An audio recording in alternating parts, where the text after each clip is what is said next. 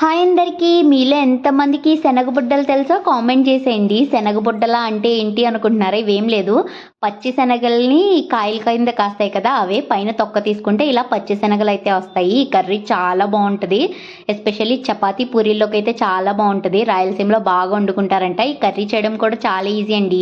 Cooker తీసుకుని అందులో oil వేసి, ఆయిల్ హీట్ అయ్యాక జీలకర్ర, ఉల్లిపాయలు, పచ్చిమిర్చి, కొంచెం కరివేపాకు వేసి, ఉల్లిపాయలు మగ్గిన తర్వాత టమోటోలు అండ్ పచ్చిశనగలు కూడా వేసి 5 నిమిషాలు మగ్గిన తర్వాత అందులోనే అల్లం వెల్లుల్లి పేస్ట్ వేసి పచ్చి వాసన పోయేంత వరకు వేయించుకోవాలి. వేగిపోయిన తర్వాత అల్లం వెల్లుల్లి పేస్ట్ కూడా అందులోనే ఉప్పు, కారం, పసుపు, ధనియాల పొడి, గరం మసాలా కూడా వేసేసి పచ్చివాసన పోయేంత వరకు వేయించుకోవాలి. వేగిన దాంట్లోనే వాటర్ కూడా వేసేసి, కొంచెం వాటర్ ఎక్కువే పడుతుంది, కొంచెం శనగలు ఉడకాలి కదా, వేసి కుక్కర్ విజిల్ పెట్టి ఒక 3 విజిల్స్ రప్పిస్తే కర్రీ ఇలా అవుతుంది. దీన్ని సిమ్లోనే కొంచెం దగ్గరకు వచ్చేంత వరకు చేసుకుంటే టేస్టీ శనగబుడ్డల కర్రీ అయితే రెడీ.